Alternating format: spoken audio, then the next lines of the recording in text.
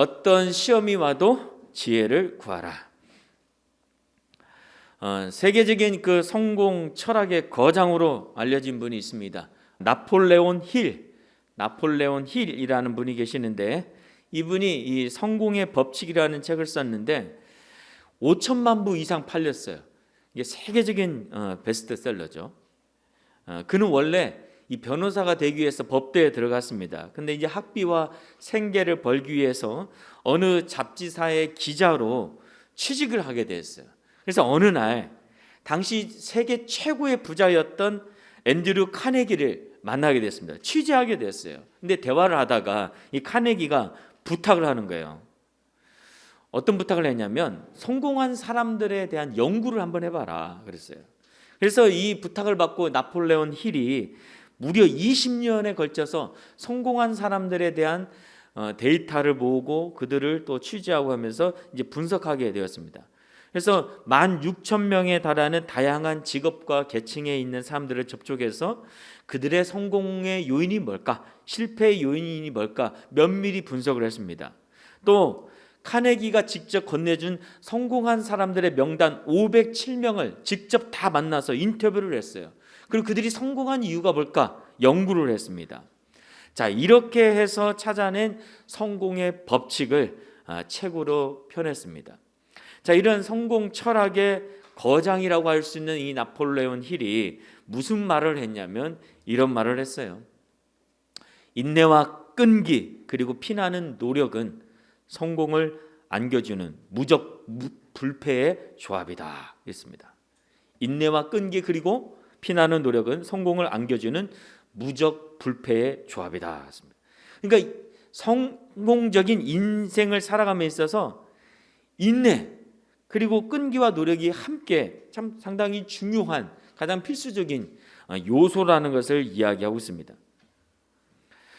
우리가 잘 아는 록펠러 있죠. 참 신앙도 좋고 11조도 열심히 하셨던 이 세계적인 갑부이면서 자선 사업가였던 이 록펠러가 이런 말을 했습니다. 어떤 종류의 성공이든 인내보다 더 필수적인 자질은 없다. 인내는 거의 모든 것, 심지어 천성까지도 극복하게 만든다라고 했습니다. 인내를 강조했어요. 또 러시아 대표 작가였던 톨스토이도 이런 말을 했습니다. 성공을 결정짓는 가장 핵심적인 조건은 인내이고 성공의 가장 큰 장애는 조급함이다 했습니다. 조급함. 우리 한국 사람들이 많이 조급하죠. 조급해가지고 막 이거 안 되면 어떻게 하나 하고. 근데 오히려 중요한 것은 인내라는 것이죠. 영국의 미술가 건축의 평론가로 이렇게 활동했던 존 러스킨이라는 분은 이런 말을 했어요. 모든 것에서 성공한 사람과 실패한 사람 사이의 궁극적인 차이는 인내다. 위대한 사람들은 모두 무한한 인내심을 가지고 있다. 아직 힘은 약하지만 인내심이 많은 사람은 힘은 있으나 조급한 사람을 반드시 이긴다라고 씁니다. 여기서도 조급한 사람과 인내심이 많은 사람 비교하면서 인내심이 많은 사람이 더 성공할 수 있다고 얘기하고 있어요. 자, 이런 이야기들을 잘 들어봤을 때 공통적으로 강조하고 있는 것이 무엇입니까? 인내잖아요. 인내. 내가 얼마나 참을성이 있는가, 얼마나 인내하고 있는가 한번 생각해 보시기 바랍니다. 자, 그런데 성경도 우리가 지난주에 살펴봤던 것처럼 인내를 강조하고 있어요. 특히 지난 시간에 인생의 여러 가지 시험을 만났을 때 오히려 그 시험을 믿음의 연단의 기회로 활용하여서 더 온전하고 성숙한 자로 세워지려고 한다고 한다면 여기에 필요한 것이 꼭 있다고 했는데 그것이 뭐라고 했습니까? 바로 인내라고 했어요. 인내. 내가 믿음의 연단을 잘 견뎌서 성숙한 자로 살아가려고 한다면 그 사이에 꼭 인내가 필요하다고 얘기했습니다. 자, 그렇다면 우리는 어떻게 하면 인내할 수 있을까요? 인내가 중요하다는 것을 알고 있는데 어떻게 하면 인내를 잘 할 수 있을까? 물론 이제 개인적인 어떤 성격이나 또는 기질의 차이도 있지만은 어떻게 하면 잘 인내할 수 있을까? 그래서 인내가 여러 가지 시험을 모두 이기고 우리를 조금 더 부족함이 없는 온전하고 성숙한 사람으로 만들려고 하는데 어떻게 하면 그렇게 할 수 있을까? 우리에게 무엇이 필요할까? 한번 생각해 보기를 원하는데, 자, 그 비결이 오늘 말씀 5절에 있습니다. 5절 한번 같이 읽어보겠습니다. 시작. 너희 중에 누구든지 지혜가 부족하거든 모든 사람에게 후히 주시고 꾸짖지 아니하시는 하나님께 구하라. 그리하면 주시리라 했습니다. 즉 인내를 포기하지 않고 끝까지 잘 해내려고 한다면 지혜가 필요하다. 지혜가 필요하다. 왜 야고보 사도는 갑자기 지혜를 얘기하는 것일까요? 지금 우리가 4절까지 봤을 때는 뭐 인내, 시험 이런 얘기를 했는데 갑자기 5절부터는 지혜를 얘기하고 있어요. 왜 그럴까요? 자, 4절을 다시 한번 우리 기억을 생각하면서 4절을 보면 인내를 온전히 이루라. 이는 너희로 온전하고 구비하여 조금도 부족함이 없게 하려 함이라 했습니다. 시험의 목적이 무엇이냐? 우리가 부족함이 없는 사람으로 세우려고 하는 것이 시험의 목적이에요. 자, 그런데 우리는 시험을 받을 때마다 무엇을 느낍니까? 내가 부족하다 뭔가 느끼잖아요. 그래서 그것만 채워지면, 부족한 그것만 채우면 우리가 당한 이 시험과 시련과 어려움과 고난을 이겨낼 수 있다고 생각을 합니다. 돈 때문에 시험을 당한 사람, 돈 때문에 어려움을 당한 사람은 돈이 채워지면 내가 이 어려움과 시험을 이겨나갈 수 있다, 이렇게 생각하죠.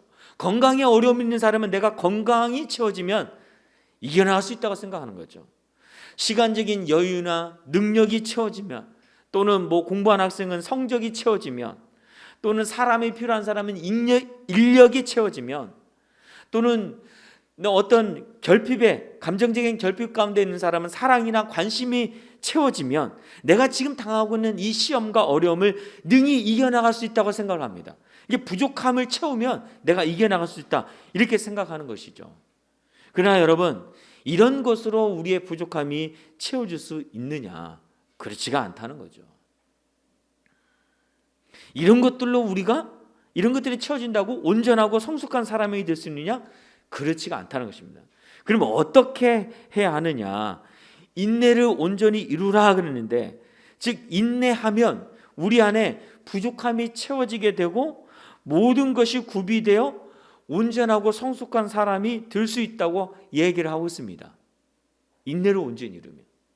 근데 문제는 뭐냐? 어떻게 참고 어떻게 인내하느냐는 거죠. 그냥 무조건 참으면 되는 걸까?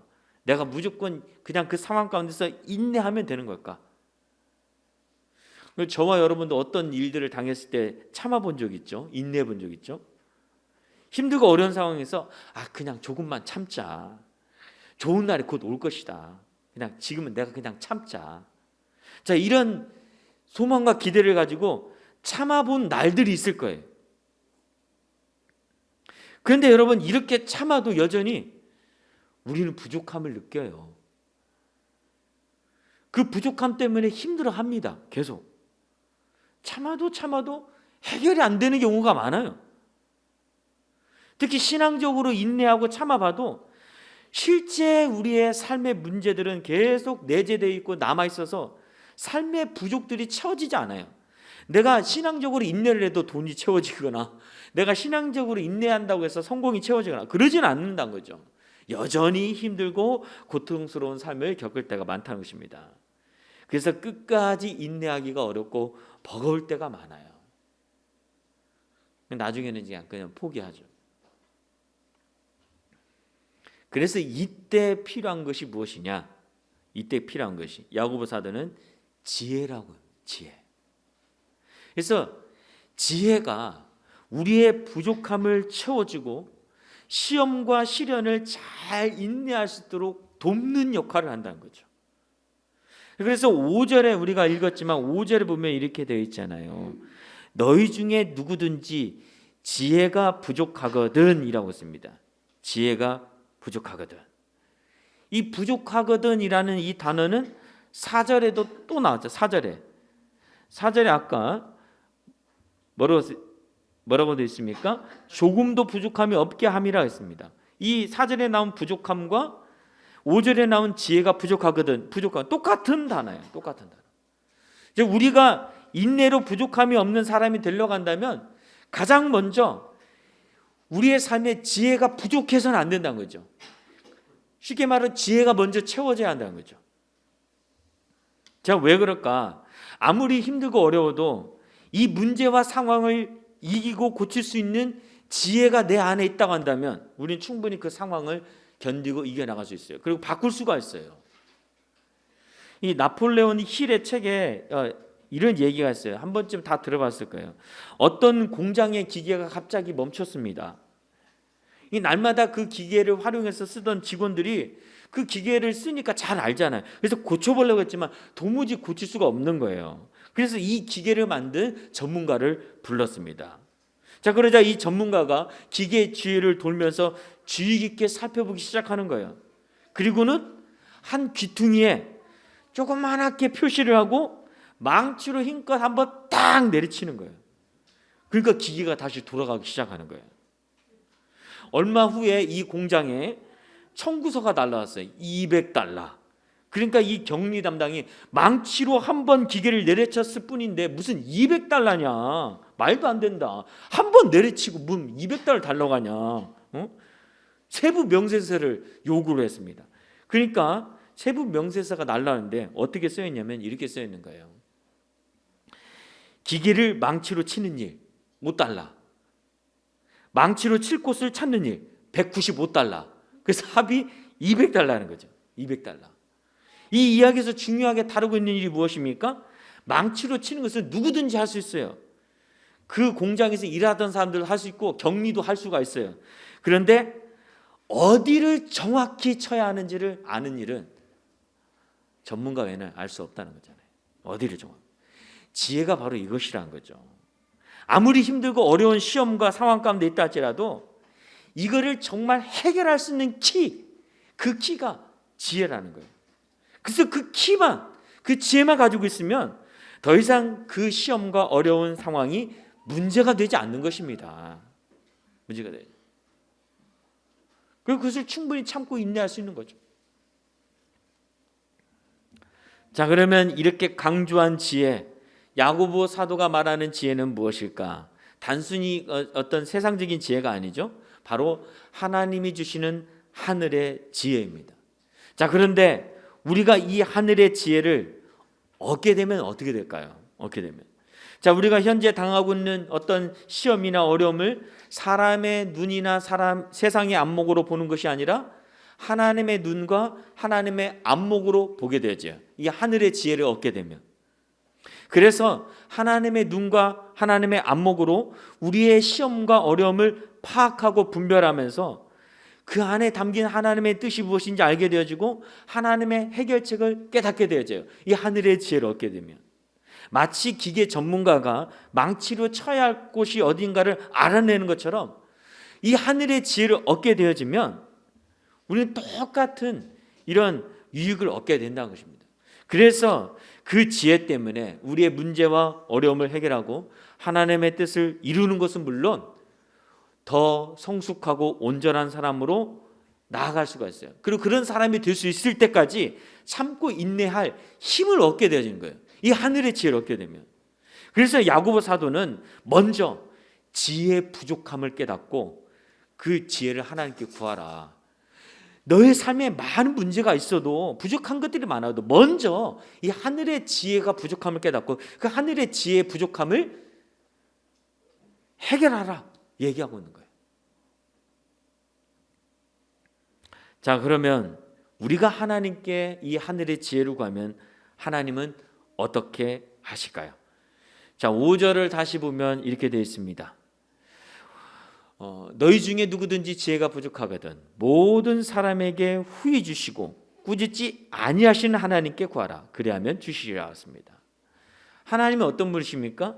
하늘의 지혜를 구하는 자들에게 절대로 꾸짖지 않고 후히 주신다고 했어요. 후히 주신다.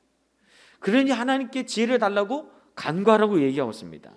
특히 여기에 쓰인 이 후히라는 단어는 하프로스라고 하는 단어인데 두 가지 뜻을 갖고 있어요. 첫 번째는 뭐냐?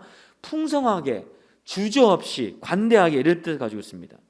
그러니까 무엇을 줄 때 망설임이나 주저함 없이 그냥 풍성하게 넉넉하게 주는 태도를 말하고는 거예요. 보통 손이 큰 사람들 얘기하죠. 손이 큰 사람. 조금만 주세요. 몽땅 주는 그런 말하는 거죠. 다른 하나는 뭐냐? 순수하게 진실하게 그런 거예요.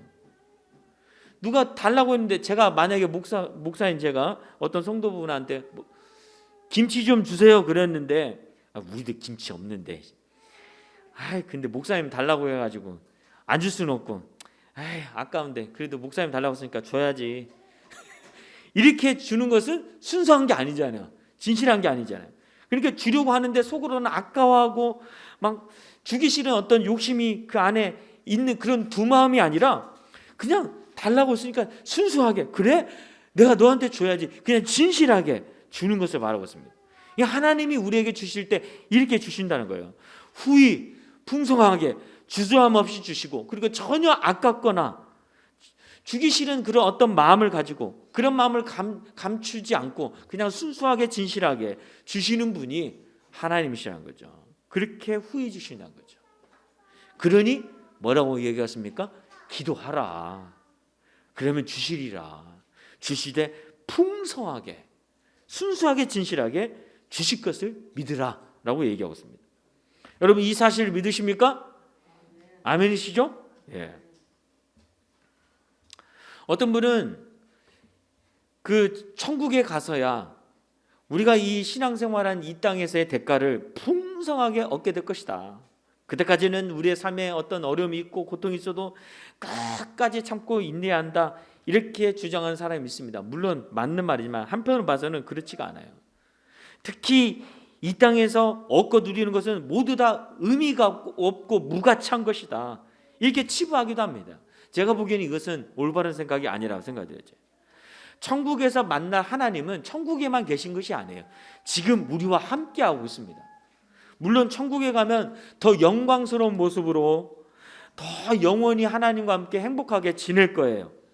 그렇다고 우리가 사는 이 세상에서 하나님이 안 계신 것이 아니라는 거죠. 우리와 분리되어 있는 것이 아니라는 거예요. 지금도 우리와 함께 하신다는 거예요. 그래서 지금과 우리와 함께 하시는 그 하나님이 주시는 은혜를 축복을 우리가 받아 누릴 수 있다는 거예요. 또 하나님은 천국에서만 하나님의 복을 후히 주실 것이다. 이 땅에서 못 받았다고 아쉬워하지 말라. 천국에 가면 많이 받을 것이다.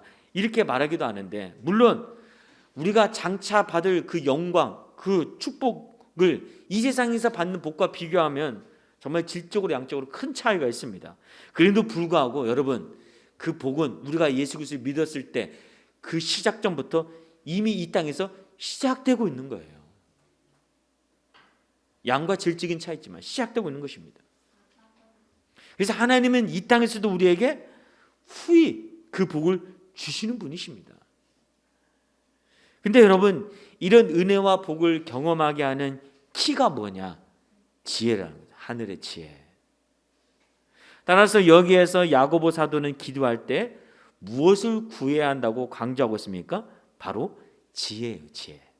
근데 우리는 오늘 우리가 다루고 있는 이 본문을 그냥 일반적인 기도 응답의 가르침으로만 사용할 때가 많습니다. 물론 그렇게 일반화시켜서 사용할 수 있는데 진짜 의미는 그게 아니라는 거죠. 특히 6절에서부터 8절을 많이 오해할 때가 있어요.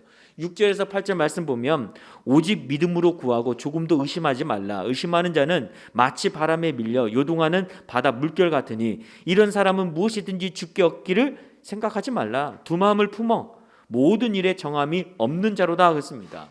이 말씀을 빗대어 우리는 기도 응답을 받으려면 믿음으로 기도하는 믿음. 절대로 의심하면 안 돼. 믿음으로 기도하고 의심하면 응답이 없어. 그러니까 기도하면서 내가 기도한 거 이대로 받을 줄 믿고 그냥 믿음으로 기도해. 의심하지 말고 이렇게 강조할 때가 많아요. 다시 말해 지혜를 구하는 기도를 우리는 우리의 일반적인 소원 성취를 위한 기도로 일반화시켜버리고 만다는 것입니다. 예를 들어 누군가 경제적인 어려움이 있습니다. 그럴 때 하나님께 기도해. 그러면 하나님께서 다 해결해 줘.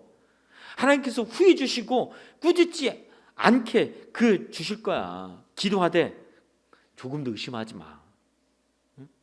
그냥 다 돈이랑 필요한 거 다 채워줄 줄 믿고 기도해. 이렇게 말하는 거죠.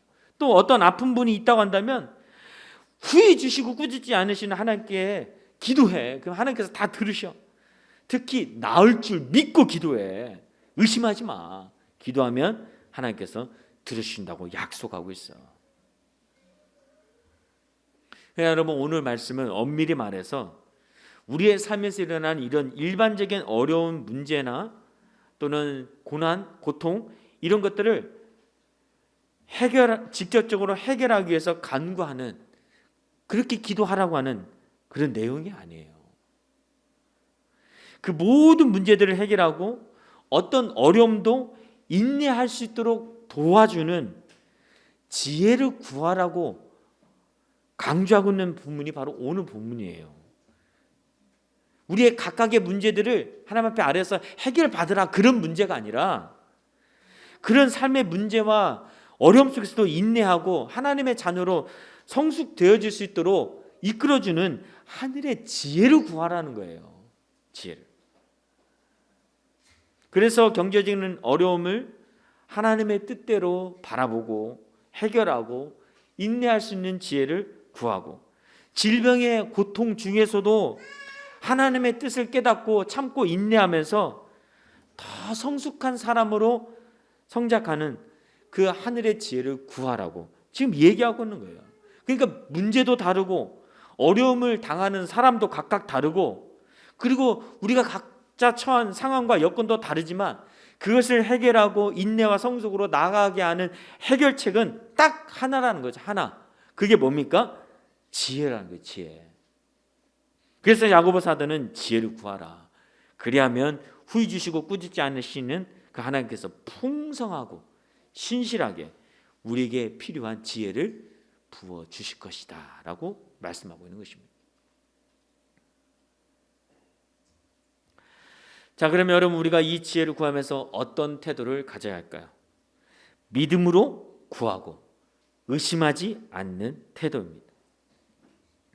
자, 여기에서 의심은 무엇을 말하는 걸까요?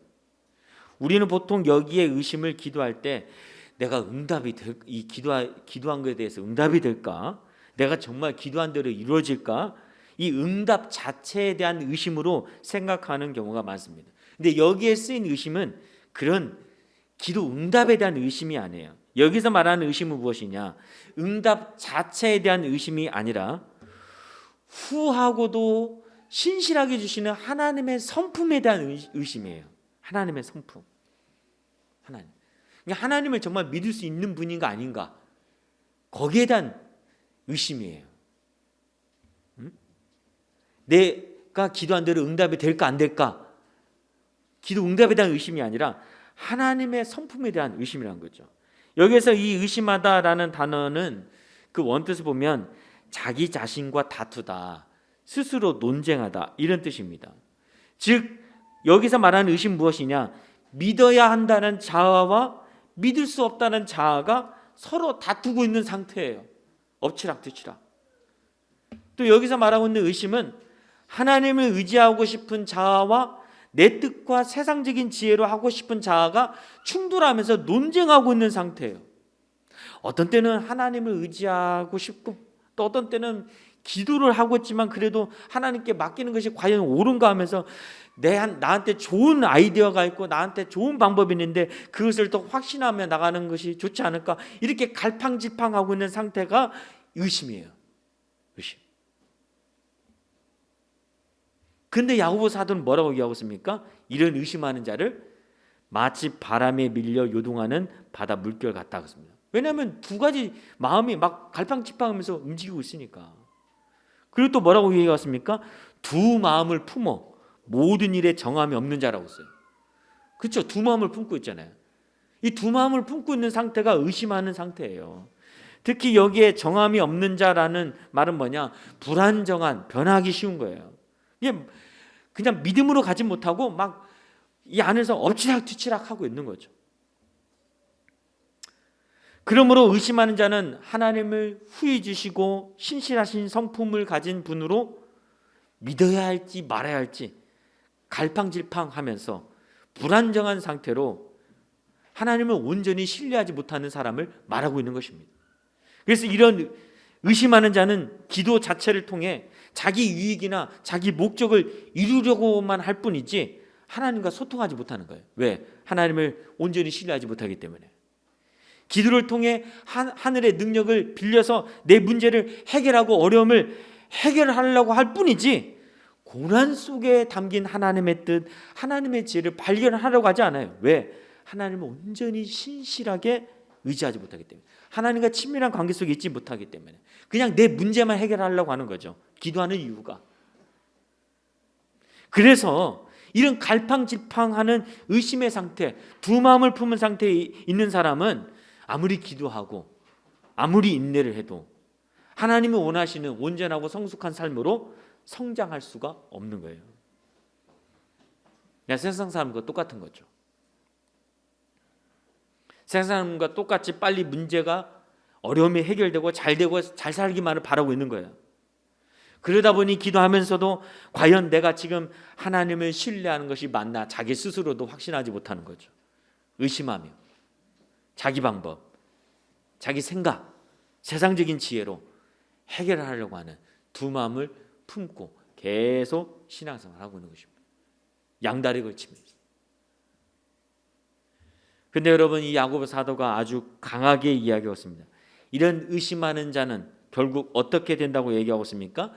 7절 말씀 보면 이런 사람은 무엇이든지 주께 얻기를 생각하지 말라. 이런 두 마음을 품고 의심하는 자는 절대로 하나님께서 지혜를 주시지 않는다는 것입니다. 이 세상을 이길 수 있는 지혜를 주시지 않는 거예요. 우리의 삶에 끊임없이 찾아오는 이 고통과 어려움을 이겨나가고 성숙할 수 있는 지혜를 절대로 주시지 않는다는 거예요.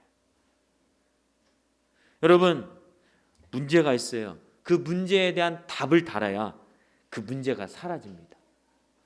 근데 그 문제에 대한 정답을 달지 않으면 그 문제는 계속 남아 있는 거예요. 그 문제에 대한 답을 어떻게 달 수 있겠습니까? 하나님이 주신 지혜로 답을 달아야 하는 거잖아요. 믿음으로 지혜로운 답을 달아야 돼요. 그래야 우리의 삶의 문제가 사라지는 거예요. 근데 의심하는 자는 그 답을 얻지 못한다라고 얘기하고 있습니다. 안소니 홉킨스가 주연으로 나온 섀도우랜드라고 하는 영화가 있습니다. 제가 대학생 때 본 것 같아요. 아주 오래된 영화인데 제가 안소니 홉킨스를 그때 좋아했기 때문에 이 영화를 봤습니다. 뭐 재미있고 뭐 그러진 않아요. 이 영화에서 이 안소니 홉킨스는 이 영국의 유명한 기독교 작가였던 우리가 잘 아는 C.S. 루이스가 겪었던 실화를 바탕으로 한 내용을 연기를 했습니다. 전형적인 영국 남자였던, 그리고 독신으로 살았던 C.S. 루이스가 어느 날 미국 출신의 여류 시인, 이혼녀이지만 진취적이고 활달한 성격을 가진 조이 그레샴을 만나게 되었어요. 그래서 호감을 갖게 됐습니다. 이 루이스는 영국으로 이민 온 이 조이가 시민권을 얻으려고 한다면 법적인 결혼을 해야 한다는 것을 알고 그냥 법적인 결혼을 해줍니다. 그런 도움을 줘요. 근데 이 조이가 루이스를 사랑을 했어요.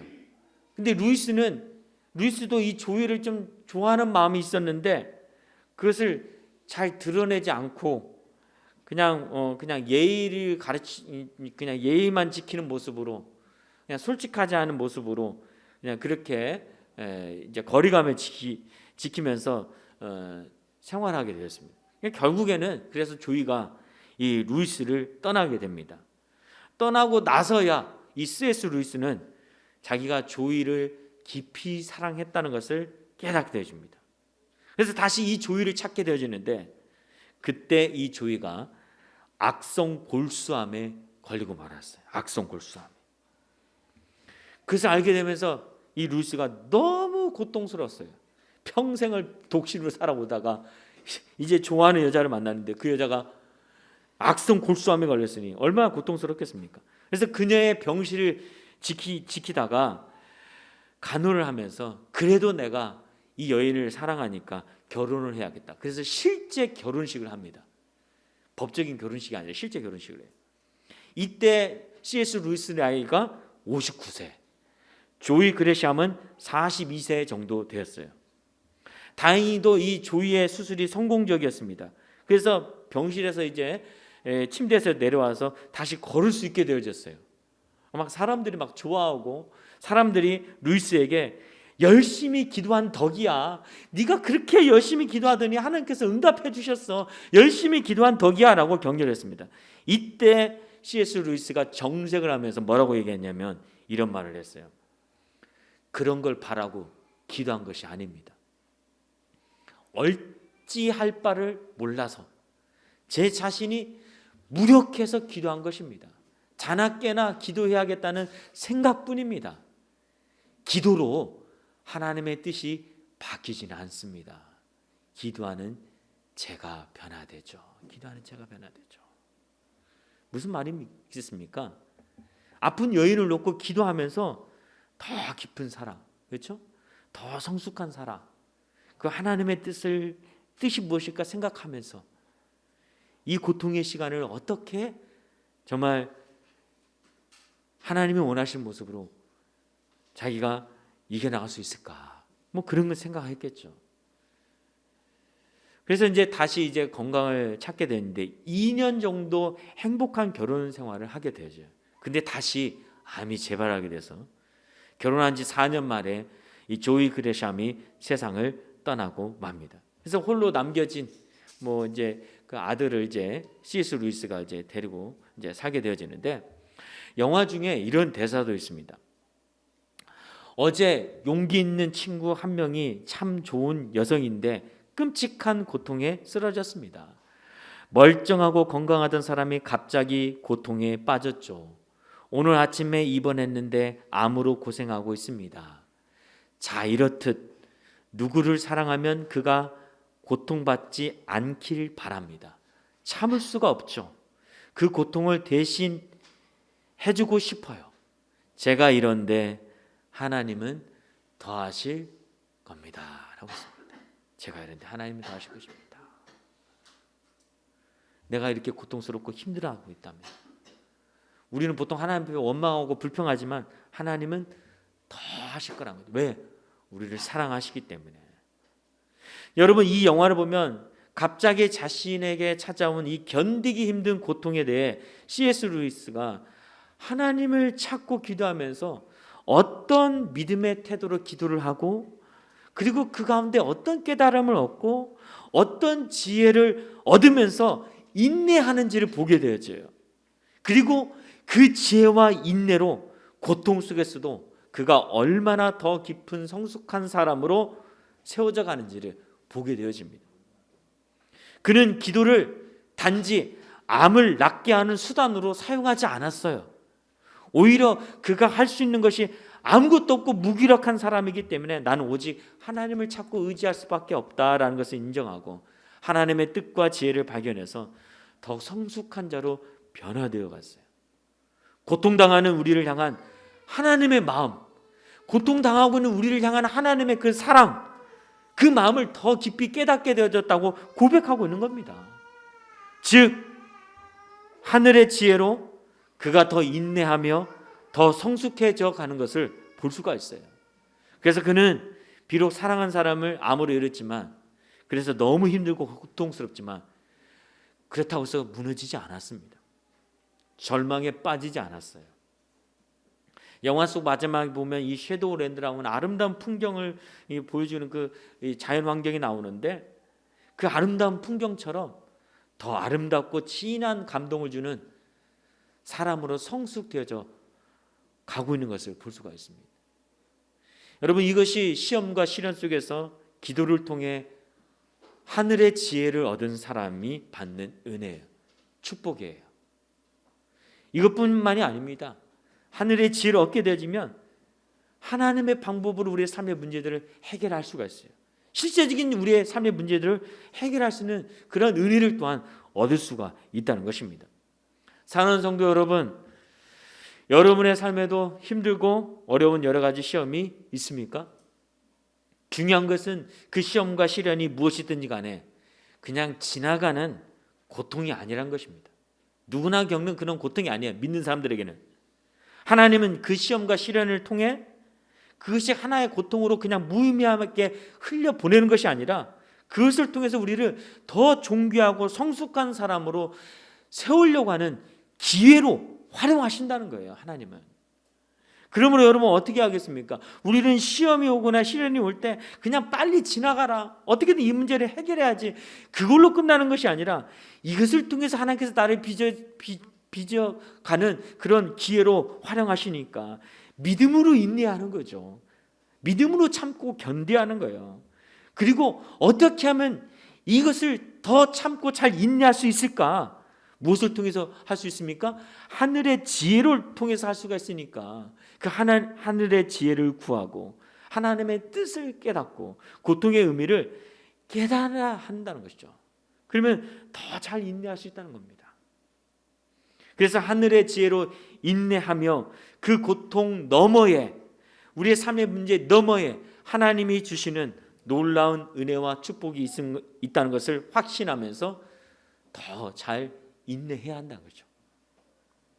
그러면 놀라운 하나님의 은혜와 축복이 우리의 삶 가운데 부어지게 될 줄로 믿습니다. 그때는 힘들었지만 왜 그때 이렇게 힘들었는지, 그래서 그 힘든 일을 통해서 하나님이 나를 어떻게 변화시켰는지 알게 되어지는 거죠. 이런 기회를 우리가 놓쳐서는 안 돼요. 힘들고 어려울수록 더 믿음으로 나가야 하는 거죠. 믿음으로 인내하고, 그리고 이 문제를 내 생각이 아니라 하늘의 지혜로, 하나님의 지혜로 해결할 수 있게 해달라고. 내가 지혜가 부족하니까 하나님 지혜를 채워주십시오. 하늘의 지혜를 알게 해주십시오. 간구해야 한다는 거죠. 그러면 우리의 모든 문제와 어려움을 지혜롭게 이기고 더 성숙하고 존귀한 자로 세워져서 하나님께 더 아름답게 쓰임을 받고 놀라운 은혜와 축복을 받는 자로 세워지게 될 줄로 믿습니다. 이런 지혜의 기도자가 되시기를 주님으로 축복합니다. 아멘. 자, 우리 말씀을 생각하면서 함께 찬양하고 기도하기를 원합니다.